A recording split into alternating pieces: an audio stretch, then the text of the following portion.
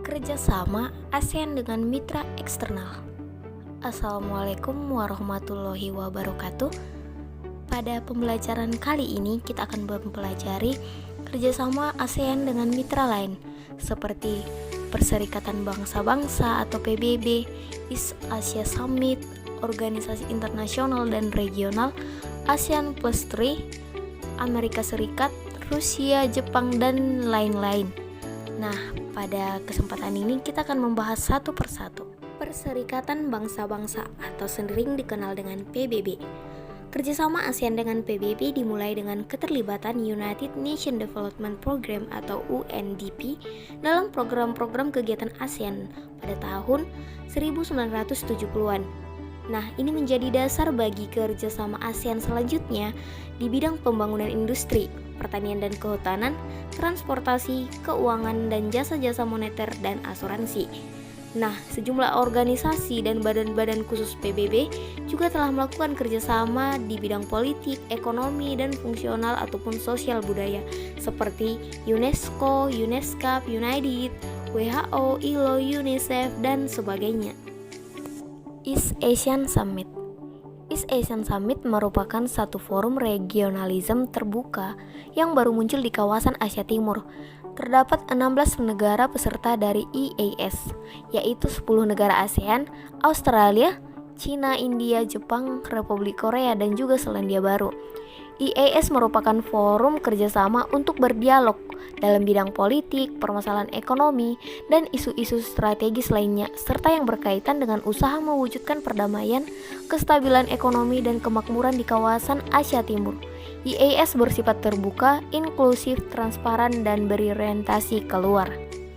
Nah, selanjutnya adalah organisasi internasional dan regional. Yang pertama, ASEAN dengan Gulf Cooperation Council atau GCC. Yang kedua, Andean Community. Yang ketiga, ASEAN dengan EXCAP. Yang keempat, ASEAN Development Bank. Yang kelima, ASEAN Africa Subregional Organization Conference. Yang keenam, Economic Cooperation Organization, dan seterusnya. ASEAN Plus 3. Hubungan kerjasama ASEAN dengan Plus 3 atau APT mulai terbentuk sejak tahun 1997 yang melibatkan 3 negara Asia Timur yakni China, Jepang, dan Korea. KTT APT ke-1 diselenggarakan pada bulan Desember 1997 di Kuala Lumpur pada saat kawasan Asia sedang dilanda krisis ekonomi. Dalam APT ini dilakukan kerjasama di bidang perdagangan, investasi, keuangan, dan perbankan, alih teknologi, industri, pertanian, UMKM, pariwisata, jejaring dunia usaha, serta ilmu pengetahuan dan teknologi. ASEAN dan Australia. Kerjasama ini dimulai pada tahun 1974. Nah, pedoman kerjasama yang dimaksud adalah Plan of Action to Implement the ASEAN-Australia Strategic Partnership 2015-2019. Nah, potensi kerjasama dengan ASEAN dan Australia ini antara lain penanggulangan non-traditional threat dan terorisme, UMKM inovatif dan sustainable ekonomi, pendidikan dan kepemudaan.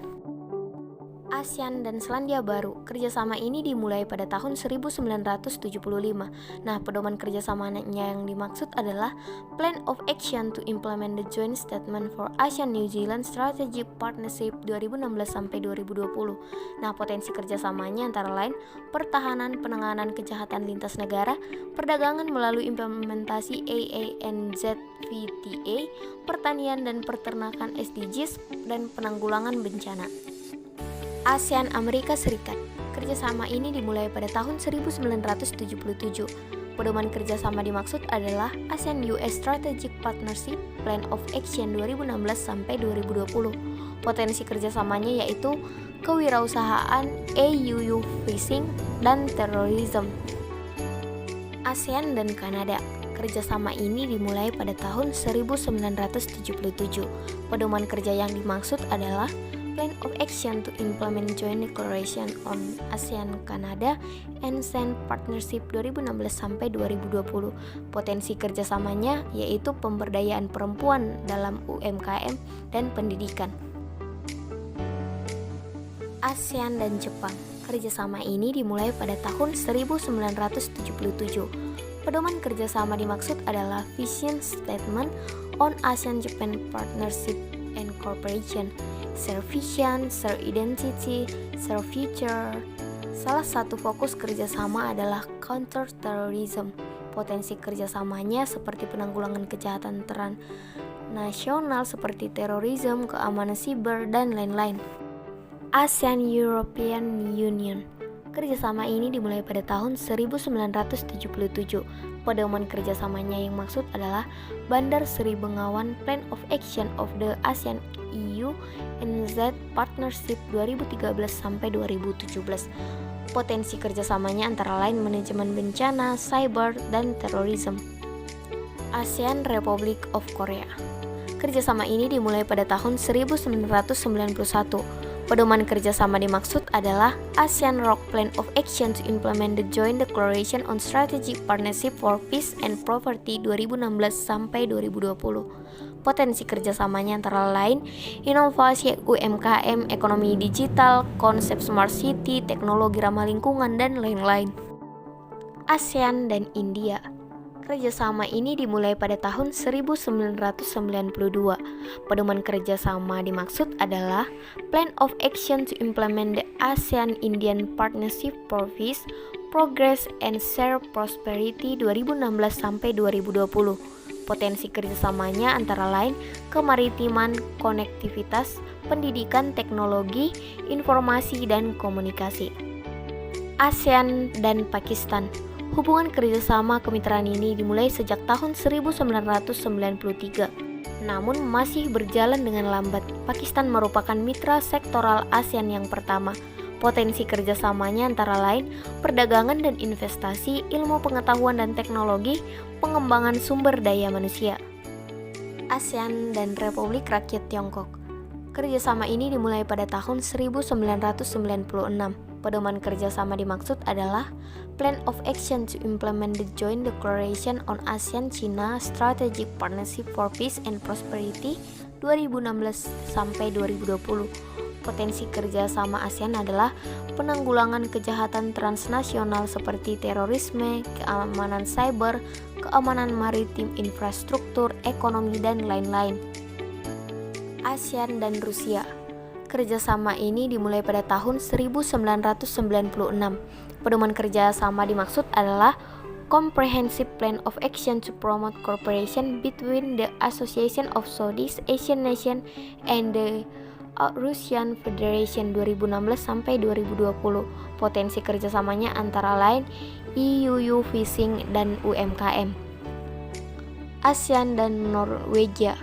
Norwegia disahkan sebagai mitra wicara sektoral ASEAN pada pertemuan ke-48 AMM-PM di Kuala Lumpur bulan Agustus 2015. Norwegia menjadi mitra wicara sektoral yang ASEAN yang kedua setelah Pakistan.